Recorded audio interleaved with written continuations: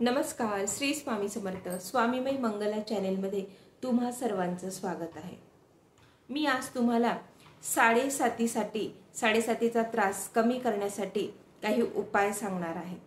बघा, साडेसाती ही जी काही आहे ना, ही प्रत्येक व्यक्तीच्या जीवनात कधी ना कधी तर येतेच। परंतु जेव्हा ही साडेसाती त्या व्यक्तीच्या जीवनात येते त्यावेळेस त्या व्यक्तीला म्हणजे असं मनातून ती व्यक्ती खूप घाबरून जाते। त्या व्यक्तीला असं वाटतं की आता माझ्या नशिबात साडेसाती आलेली आहे आणि या साडेसातीमुळे नक्कीच माझ्यावर खूप मोठं संकट काहीतरी येणार। परंतु तुम्हाला खरंच सांगते, साडेसाती ही वाईट नसते। उलट साडेसाती म्हणजे ना, माणसाला अजून जास्त जीवन जगण्यासाठी परिपक्व करून जात असते। साडेसातीमध्ये ना, जितके तुम्हाला वाईट अनुभव येतात तितकेच तुम्हाला चांगले सुद्धा अनुभव येतातच। साडेसातीमध्ये कसं असतं माहिती का, जेव्हा तुमच्यावर एखादं संकट येतं ना, तेव्हा या समाजातील ज्या काही तुमच्या प्रिय व्यक्ती आहेत, तुमच्या जवळच्या, तुमच्यावर प्रेम करणाऱ्या व्यक्ती, तुमचे नातेवाईक, हा समाज, तुमची मित्रमंडळी, यांच्यापैकी तुमच्यावर संकट आल्यावर ऐन वेळेला कोण धावून येतं, कोण आपलं, कोण परकं, या सगळ्या गोष्टी साडेसातीतच तुमच्या लक्षात येतात। जर तुम्हाला साडेसाती आली नाही ना, तर मग तुम्ही नेहमी सतत सगळं जग चांगलंच आहे असंच समजून चालाल। परंतु तसं नाहीये। साडेसातीच्या काळातच जेव्हा आपल्यावर संकट येतात तेव्हाच आपलं कोण आणि परक कोण याचा आपल्याला उलगडा होतो। तर ही साडेसाती पूर्णपणे आपण वाईट म्हणू शकत नाहीये। थोडेफार आपले जे काही भोग असतात ते शनिदेव आपल्याला नक्कीच भोगायला लावतात, परंतु त्या बदल्यात भरपूर काही आपल्याला चांगलं सुद्धा साडेसातीतच देऊन जातात। त्यामुळे साडेसाती मला आलीये असं म्हणून कधीच घाबरायचं नाही। तर या साडेसातीमध्ये शक्यतो आपल्याला मानसिक त्रास भरपूर जास्त प्रमाणात असतो। त्याचबरोबर आपल्या रोजच्या दैनंदिन व्यवहारात सुद्धा अशा काहीतरी गोष्टी घडत राहतात की जसं काही आपलं एखादं कामच पूर्ण होत नाही किंवा कुठल्या ना कुठला काहीतरी आपल्यावर विनाकारण आरोप येतो, असं काही ना काही आपल्याला त्रास होतच राहतो। तर अशा वेळेस आहे ना, तुम्ही जर शनी महाराजांची आणि हनुमानाची जर उपासना केली तर तुमच्या या त्रासाची जी काही तीव्रता आहे ती नक्कीच कमी होईल।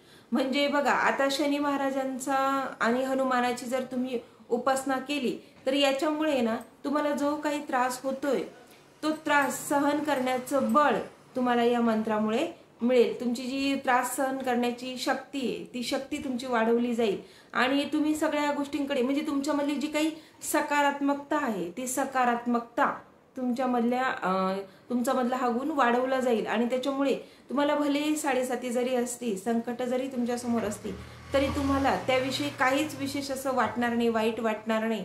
तुम्ही तुमची दैनंदिन जीवनातील कामे अगदी उत्साहाने पार पाडू शकतात। आणि म्हणूनच तुम्हाला शनी महाराजांची आणि हनुमानाची उपासना साडेसाती काळामध्ये करायची आहे। तर तुम्हाला काय करायचं आहे, शनिवारपासून दररोज शनिदेवाचा मंत्र म्हणायचा आहे। मंत्र कसा आहे, नीलांजन समाभासम रविपुत्रम यमाग्रजम छाया मार्तंड संभूतम तम नमामि शनेश्वरम। हा मंत्र शनिदेवाचा आहे आणि हा तुम्हाला अगदी मनोभावे दररोज 11 वेळा म्हणायचा आहे। तुम्हाला 11 माळा अंजनी सुत हनुमान हा हनुमानाचा मंत्र म्हणायचा आहे। 11 माळा शनिदेवाचा मंत्र तुम्हाला 11 वेळा म्हणायचा आहे आणि हनुमानाचा हा जो मंत्र आहे अंजनी सुत हनुमान, हा मंत्र तुम्हाला 11 माळा म्हणायचा आहे। हा मंत्र जरी छोटा असला ना, पण खूप प्रभावशाली मंत्र आहे। तुमचा साडेसातीचा त्रास बऱ्याच अंशी कमी होतो। म्हणजे तुमचं जे मानसिक मनोबल आहे ते वाढवण्याचा प्रयत्न हा मंत्र करत असतो। त्याच्यामुळे हा मंत्र तुम्हाला रोज 11 माळा करायचा आहे। आता एक माळ 108 माळ्यांची असते, अशा तुम्हाला 11 माळा अंजनी सुत हनुमान या मंत्राचा जप करायचा आहे। त्याचबरोबर तुम्हाला दर शनिवारी उपवास करायचा आहे शनिदेवाच्या नावाने। तर तुम्हाला उपवास कसा करायचा आहे, तर तुम्हाला 24 तास शिजवलेले अन्न जे आहे ते बिलकुल खायचं नाहीये। त्याऐवजी तुम्ही पाणी पिऊ शकता, दूध पिऊ शकता, फलाहार करू शकता। फळं तुमची आवडती जी आहे ती कुठली फळं तुम्ही खाऊ शकतात, सफरचंद, केळी वगैरे। फक्त जांभूळ मात्र तुम्हाला उपवासाच्या काळात वर्ज्य आहे, कारण जांभूळ उपवासाला चालत नाही। त्यानंतर तुम्हाला अशा प्रकारचा हा उपवास करायचा आहे। त्याचबरोबर डोळ्यांनी काही वाईट बघायचं नाहीये, वाईट कुणाविषयी बोलायचं नाहीये, वाईट ऐकायचं नाहीये, वाईट गोष्टींचा वास सुद्धा घ्यायचा नाहीये शनिवारी, जसं की दारू, म्हणजे असं मद्यपान, नॉनव्हेज वगैरे खाणं, त्याचा वास घेणं वगैरे, ह्या गोष्टी बिलकुल तुम्हाला नॉनव्हेज वर्जच करायचं आहे तुम्हाला शनिवारी।